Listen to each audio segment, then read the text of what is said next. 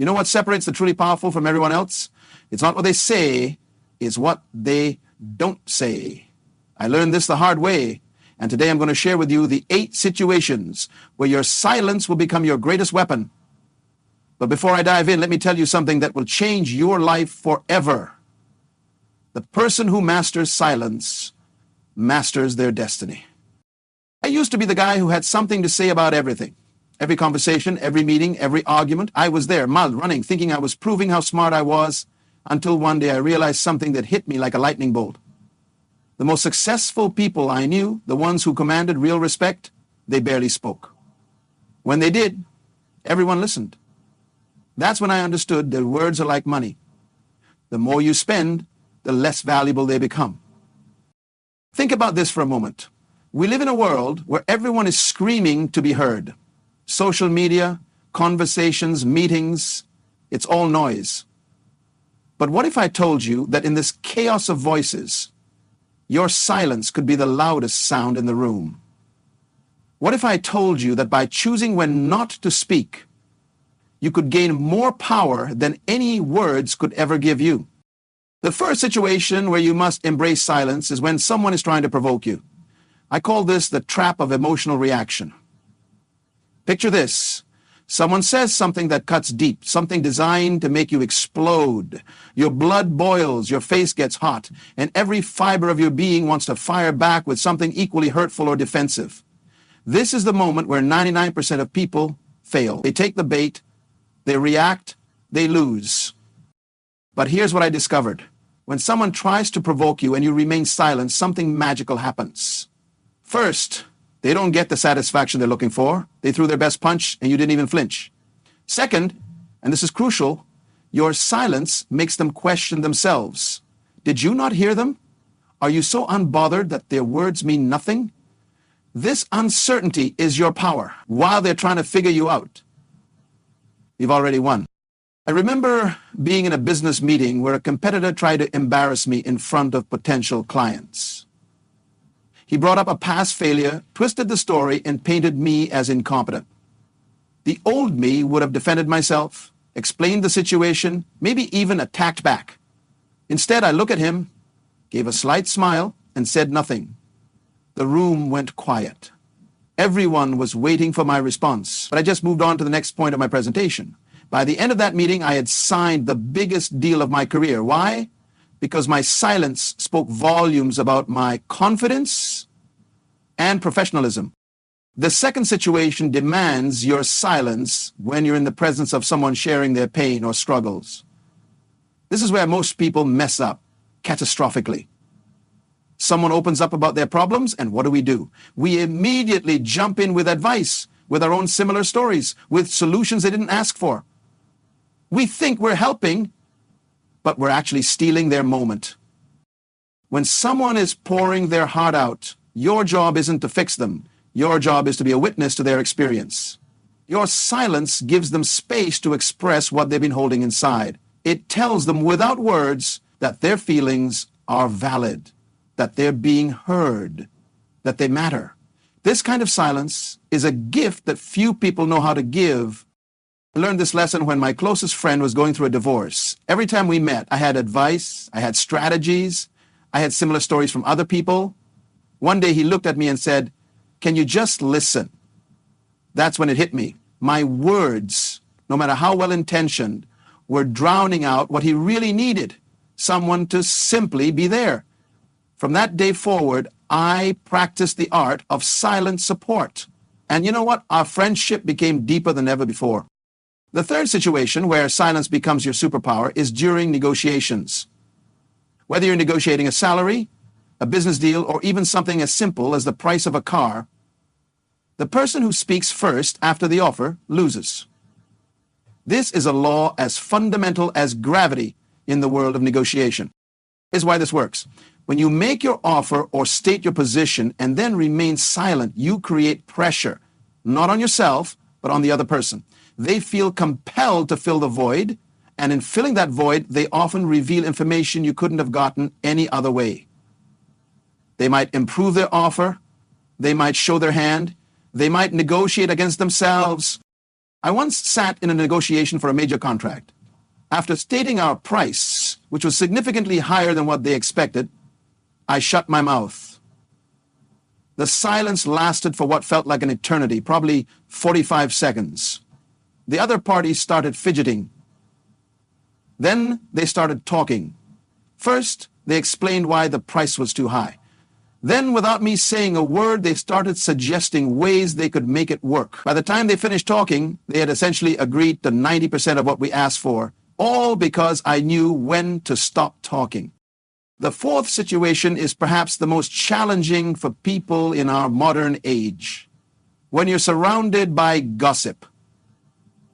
We live in a culture that thrives on talking about others. It's entertainment, it's bonding, it's also poison. When you're in a group and the conversation turns to gossip about someone who isn't there, your silence becomes a statement of character. But here's the tricky part. If you speak up against the gossip, you might come across as preachy or holier than thou. If you participate, you become part of the problem. The solution? Strategic silence. Don't contribute, don't laugh, don't nod in agreement, just be quiet. Change the subject when you get the chance. Your silence in these moments builds a reputation that money can't buy, the reputation of someone who can be trusted. I've watched careers get destroyed by gossip. I've seen friendships end and opportunities vanish because someone couldn't keep their mouth shut about others. But I've also seen the opposite. I've seen people rise to incredible heights simply because they were known as the person who never spoke ill of others. When you refuse to participate in gossip through your silence, you become the person everyone trusts with their secrets. You become the safe space in a world full of judgment. The fifth situation where silence serves you is when you're learning something new. We live in an era where everyone wants to appear smart. We interrupt with questions to show we're engaged. We share related experiences to prove we understand. We nod and make sounds of agreement. But all of this noise prevents us from truly absorbing what's being taught. True learning happens in silence. When you're quiet, really quiet, you pick up on nuances that others miss. You hear the things that aren't being said.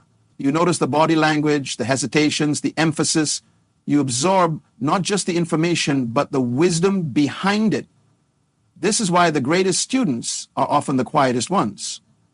They understand that every moment spent talking is a moment not spent learning. It transformed my life when I learned to be silent during learning opportunities. Whether it was in business seminars, personal development workshops, or even casual conversations with successful people, I practiced extreme listening. No interruptions, no clever questions to show off my knowledge, just pure, focused silence. The amount of wisdom I absorbed during these silent periods laid the foundation for everything I've achieved. The sixth situation is when you've accomplished something significant. This might seem counterintuitive. After all, shouldn't you celebrate your wins? Shouldn't you share your success? Yes, but not immediately, and not with everyone.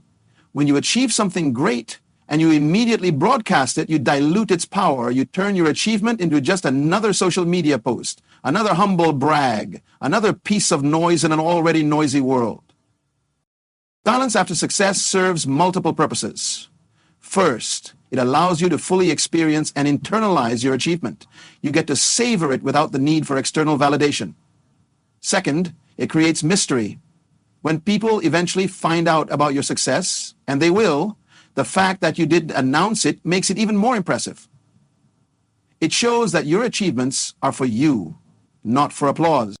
I built a multi-million-dollar business, and most people in my life didn't know about it for years, not because I was hiding it, but because I wasn't advertising it.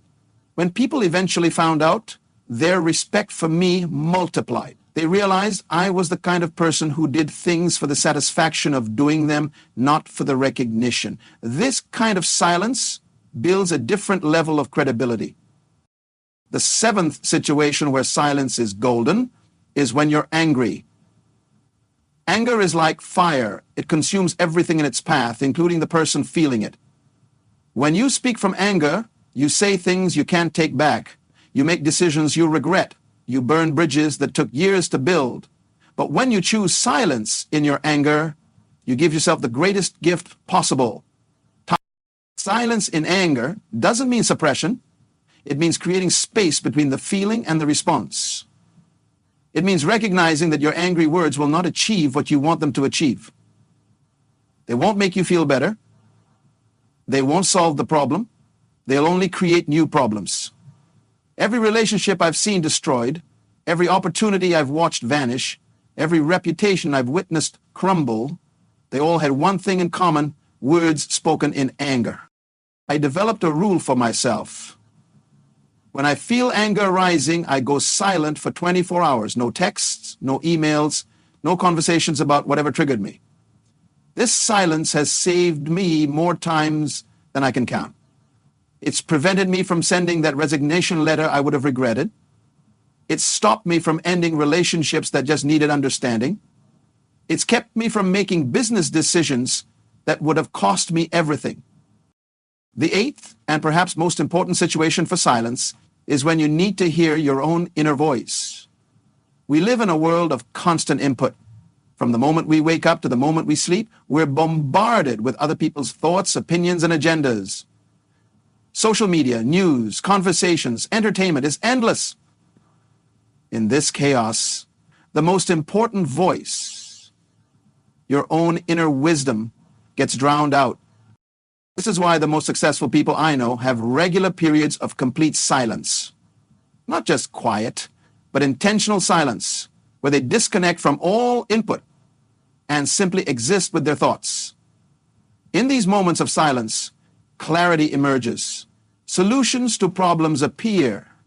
The noise of the world fades, and what remains is truth.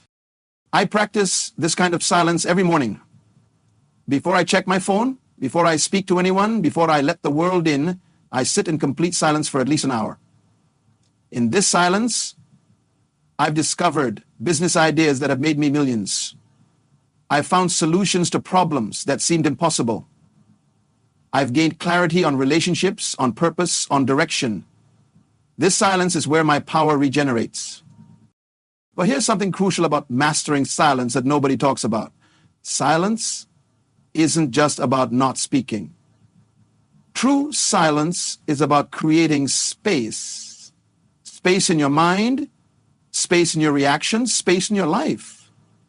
It's about understanding that not every thought needs to be expressed, not every opinion needs to be shared, not every battle needs to be fought. When you master silence, you master yourself. You become the person who doesn't need to prove anything to anyone. You become comfortable with being misunderstood because you know your truth doesn't require explanation. You become powerful in ways that transcend words because your presence speaks volumes. Think about the most influential people in history. They weren't the ones who talked the most. They were the ones who knew when to speak and when to remain silent. They understood that words are tools, and like any tool, they're only effective when used at the right time, in the right way, for the right purpose. Random talking is like swinging a hammer at everything. You might hit a few nails, but you'll destroy a lot more in the process. There's a deeper psychology to why silence is so powerful. When you speak less, people lean in more. When you're selective with your words, each word carries more weight. When you master the art of silence, you become like a deep well. People know that when they draw from you, they'll get something valuable, not just surface-level noise. I've tested this in every area of my life. In business meetings, the less I speak, the more my words impact when I do. In relationships, my silence creates space for deeper connection. In conflicts, my refusal to engage in verbal warfare often resolves issues faster than any argument could. This isn't about being passive or weak. This is about being strategic and strong. Let me share something that will revolutionize how you think about communication. We've been taught that communication is about expressing ourselves, about making sure we're heard and understood, but true communication is about creating understanding, and sometimes the best way to create understanding is through silence. Your silence can communicate confidence, wisdom, strength, compassion, and intelligence in ways your words never could. I've walked into rooms where my silence commanded more respect than any introduction could have given me. I've sat in meetings where my quiet observation led to insights that changed the entire direction of companies. I've been in arguments where my refusal to argue led to the other person solving the problem themselves. This is the paradox of silence. By saying nothing, you often say everything. But mastering silence isn't easy. We're conditioned from birth to fill voids with sound. We're uncomfortable with quiet. We associate silence with awkwardness, with not knowing what to say, with weakness. This conditioning runs so deep that most people will never experience the power of intentional silence. They'll live their entire lives in reaction mode. Speaking before thinking. Responding before understanding. Talking before listening. The journey to mastering silence starts with awareness. Start noticing your urge to speak. Notice how uncomfortable you feel when there's a pause in conversation. Notice how desperately you want to share your opinion, your story, your advice. Then, instead of acting on these urges, pause. Let the silence exist. Let it do its work. You'll be amazed at what happens when you start practicing this. Conversations become richer because you're actually listening instead of waiting for your turn to talk. People start confiding in you more because they sense you're not judging or preparing to give advice. Your presence becomes more powerful because it's not diluted by unnecessary words. I want to address something important here. Some people might think that embracing silence means becoming passive or disconnected. Nothing could be further from the truth. The silence I'm talking about is active, intentional, and powerful. It's the silence of a predator waiting for the perfect moment to strike. Not the silence of prey frozen in fear. It's the silence of wisdom, not ignorance. It's the silence of strength, not weakness. When you understand this distinction, everything changes. You realize that your silence is a choice, not a limitation. You understand that by choosing when not to speak, you're exercising the highest form of self-control. You're demonstrating mastery over your impulses, your ego, and your need for validation. This is what separates ordinary people from extraordinary ones. Let's go deeper into each of these situations because understanding them intellectually is one thing, but implementing them is another. When someone is trying to provoke you, the urge to defend yourself is primal. It's rooted in our survival instincts. But we're not living in caves anymore. The threats we face aren't physical, they're psychological. And psychological warfare requires different tactics. Your silence in the face of provocation is like a mirror. It reflects the attacker's energy back at them. They see their own aggression, their own pettiness, their own insecurity, and because you're not giving them the reaction they want, they're forced to confront these aspects of themselves. This is why silence in these situations often leads to the provocateur either escalating to the point of looking foolish or backing down entirely. I'd use this technique in boardrooms where competitors try to undermine me. I'd use it in personal relationships where people try to manipulate me through emotional triggers. Every single time, my silence was more powerful than any words I could have chosen. It communicated that I was above the petty games, that I couldn't be controlled through emotional manipulation, that I was operating on a different level entirely. When it comes to being silent while others share their pain, this is perhaps the most compassionate form of silence. We live in a fix-it culture. Someone shares a problem and we immediately want to solve it. But most of the time, people don't need solutions. They need to be heard. They need to feel that their pain is valid, that their struggles matter, that they're not alone. Your silence in these moments is a sacred space. It's a container where people can pour out their hearts without fear of judgment or unsolicited advice. This kind of listening, this kind of presence is so rare in our world that when you offer it, you become invaluable to the people in your life. You become the person they turn to, not because you have all the answers, but because you have the wisdom to know when answers aren't what's needed. In negotiations, silence is your tactical advantage. Every negotiation has a rhythm, a dance of offers and counteroffers, of positions and concessions. When you introduce strategic silence into this dance, you disrupt the rhythm in your favor. The other party expects you to respond immediately to their offer. When you don't, it creates cognitive dissonance. They start wondering if their offer was too low, if they've reread the situation, if they need to sweeten the deal. I've sat in negotiations where my silence led to the other party increasing their offer 3 times without me saying a word.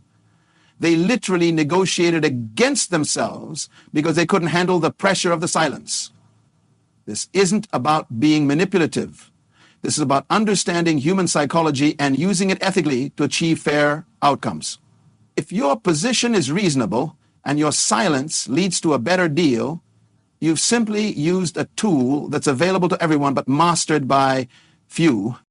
The silence you maintain around gossip is a testament to your character. In every organization, in every social group, there are people who bond through talking about others. It's an easy way to feel connected, to feel superior, to feel like you're part of the inner circle, but this temporary connection comes at a huge cost. It erodes trust, creates toxic environments, and ultimately limits your growth. When you refuse to participate in gossip, something interesting happens. At first, people might think you're aloof or judgmental, but over time, they realize you're trustworthy. They start sharing real things with you, not just surface-level gossip. They seek your advice on important matters. They recommend you for opportunities because they know you can be trusted. Your silence in the face of gossip becomes your calling card, your reputation, your personal brand. Learning in silence is about humility. It's about recognizing that no matter how much you know, there's always more to learn. It's about understanding that your questions and comments, no matter how insightful you think they are, might be preventing you from receiving the full transmission of knowledge. When you're truly silent while learning, you pick up on subtleties that others miss. You hear the wisdom between the words. You absorb not just information, but understanding. I've sat with masters in various fields, and the most valuable lessons came not from what they said, but from what I observed in silence.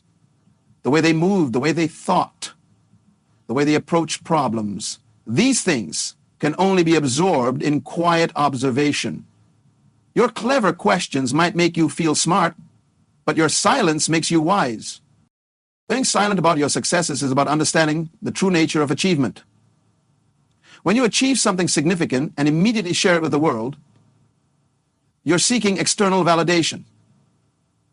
You're saying that your achievement isn't complete until others acknowledge it. But when you can achieve something and be satisfied with your own knowledge of it, you've reached a different level of maturity and self-assurance. This doesn't mean you never share your successes. It means you're selective about when, how, and with whom you share them. It means your sharing comes from a place of contribution, not neediness. When you do eventually share, it's to inspire others or to teach, not to seek approval. This kind of sharing has a completely different energy, and people can feel it. The silence you maintain when angry is perhaps the most practical form of wisdom. Anger clouds judgment. It narrows perspective. It makes smart people do stupid things. When you speak from anger, you're not speaking from your highest self. You're speaking from a triggered, reactive place that doesn't represent who you really are or what you really want. I've seen people destroy decades-long friendships with words spoken in a moment of anger. I've watched careers end because someone couldn't keep their mouth shut when they were triggered. I've witnessed business partnerships dissolve because partners spoke to each other from places of hurt and rage instead of taking time to cool down and approach issues rationally. Your silence when angry isn't suppression, it's wisdom in action. Creating silence to hear your inner voice is about recognizing that you have an internal guidance system that's always available, but often drowned out by external noise. This inner voice isn't some mystical concept. It's your accumulated wisdom, your intuition, your deeper knowing that emerges when you create space for it. In our noisy world, this inner voice is your competitive advantage. It's your direct line to insights and solutions that others miss because they're too busy consuming and reacting. The practice of regular silence, of creating these spaces in your life, is what separates those who react to life from those who create their lives. In silence, you can hear what you really want, not what you've been programmed to want. You can feel what's truly important to you, not what society says should be important. You can access solutions that come from your unique perspective and experience, not from what you've read or heard from others. As I continue sharing these insights with you, I want you to understand that mastering silence is a journey, not a destination. You won't get it right every time. There will be moments when you speak when you should have remained silent. There will be times when your silence is misinterpreted. There will be situations where finding the balance between speaking and not speaking feels impossible. This is all part of the process. What matters is that you start. What matters is that you begin to see silence not as the absence of something, but as the presence of everything. In silence, there's power. In silence, there's wisdom. In silence, there's connection. In silence, there's clarity. Most importantly, in silence, there's choice. The choice to respond rather than react. The choice to observe rather than judge. The choice to understand. And I want to share with you some advanced strategies for implementing silence in your life. First, start small. Don't try to become a master of silence overnight. Pick one situation from the 8 I've shared and focus on that for a week. Maybe you start with not responding to provocation. Every time someone tries to trigger you this week, practice your silence. Notice what happens. Notice how it feels. Notice the results. Once you've gotten comfortable with one form of silence, add another. Layer these practices until they become second nature. You'll know you're making progress when silence starts to feel more natural than speaking. When your default becomes observation rather than participation. When you find yourself automatically pausing before responding to anything. There's a phenomenon I've observed in people who master silence. They develop what I call presence. When they walk into a room, people notice. Not because they're loud or attention-seeking, but because they carry a different energy. They're centered. They're grounded. They're not trying to prove anything to anyone. This presence is magnetic. It draws people in. It commands respect without demanding it. This presence comes from the confidence that silence builds. When you know you can handle any situation without needing to speak, when you trust your ability to remain centered regardless of what's happening around you, when you've proven to yourself that your power doesn't come from your words but from your being, you carry yourself differently. You move through the world with a quiet confidence that others can sense but can't quite explain.